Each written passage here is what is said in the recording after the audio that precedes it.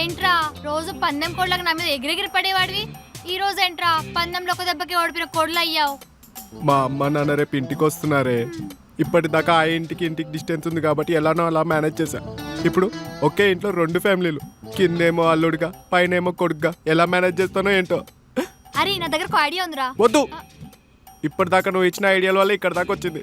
Single screen గా ఉండాల్సిన నా బతుకు మల్టీప్లెక్స్ చేసావు కదే. అది కాదురా, నేను చెప్పేది విను. నువ్వు కూడా మనకు మ్యారేజ్ అయిందని మీ ఇంట్లో చెప్పేసేయ్. ఏంటమ్మా మళ్ళీ ఒకసారి చెప్పు. అదేరా, నేను మా ఇంట్లో చెప్పాను కదా, అలానే నువ్వు కూడా చెప్పేసావు అనుకో, మహా అయితే ఏమంటారు, తిడతారు. కానీ మన పెళ్లి అయిపోయిందని యాక్సెప్ట్ చేసి లైట్ తీసుకుంటారు. మావా, నువ్వు మళ్ళీ కామెడీ గేమ్ ఏం చేయట్లేదు కదా. పోయినసారి ఇలా చెప్పి ఇక్కడ దాకా తీసుకొచ్చావు.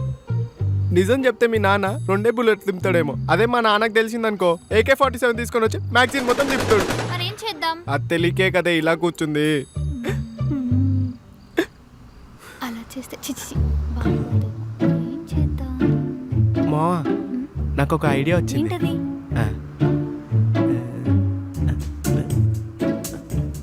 అవునరా, ఇదేదో వర్కౌట్ ఎలాగుంది, పదా ట్రై చేద్దాం.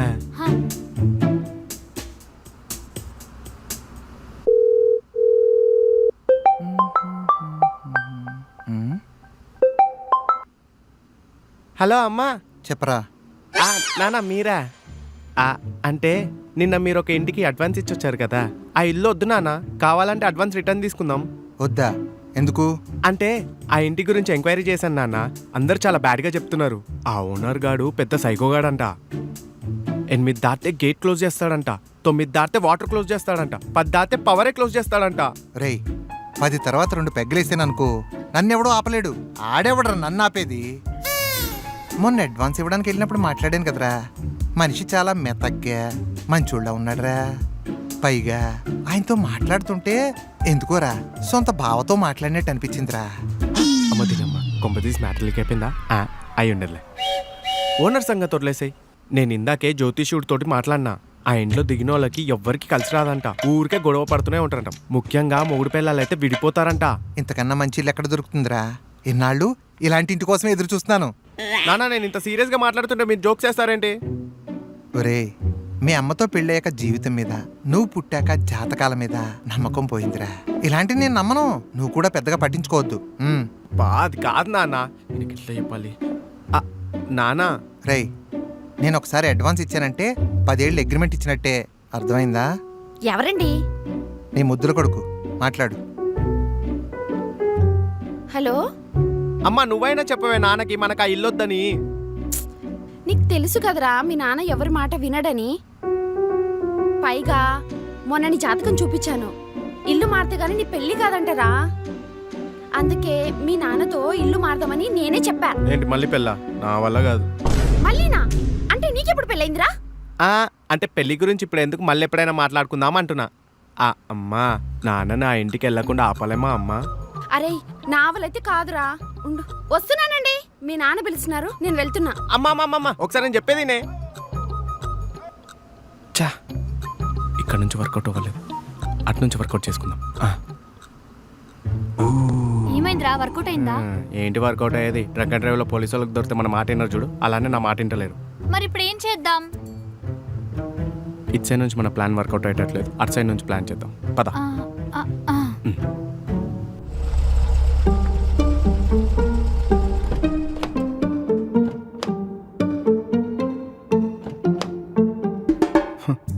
ఒకప్పుడు కృష్ణవంశీ సినిమాలో ఇల్లులాగా అనిపించేది, ఇప్పుడేమో RGV లాగా అనిపిస్తుంది. ఏమవుతుందో ఏంటో. రేయ్, చూసిన చాలే కానీ ఆ లగేజ్ తీసుకురా, నువ్వు పద.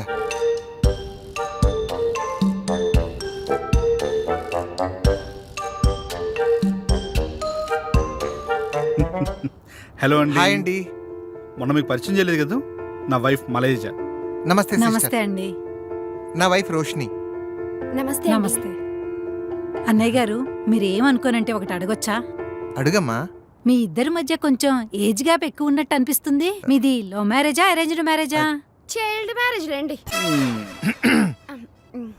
ముహూర్తానికి టైం అవుతుంది, నువ్వు పదవి. అవును, మీకు అబ్బాయి ఉన్నాడని చెప్పారు, ఏడి? వెనకత లగేజ్ పట్టుకొస్తున్నాడండి, వెళ్ళండి. కొంచెం కీస్ ఇస్తారా? నేను కూడా వస్తున్నాను, పదండి. వెళ్ళు. చైల్డ్ మ్యారేజ్ అంటే చూద్దాం వాళ్ళ చైల్డ్ ఎలా ఉన్నాడు. మా మామయ్య ఇక్కడ ఉన్నాడంటే ఇలా నాన్న మేనేజ్ చేద్దాం. నమస్కారం అంకుల్. నమస్తే నమస్తే. ఎవరి అబ్బాయి? ఓ వాళ్ళ అబ్బాయి అయి ఉంటాడు.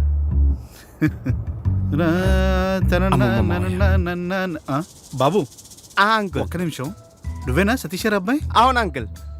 నీ పేరేంటి బాబు? నా పేరు గిరీశం అంకుల్. నువ్వేం చేస్తుంటావు బాబు? ఖాళీయే అంకుల్. అదే నీతో కొంచెం మాట్లాడదామని. పని ఉంది, నన్ను వెళ్తానే. బాబు మొహమాట పరుడు అనుకుంటా.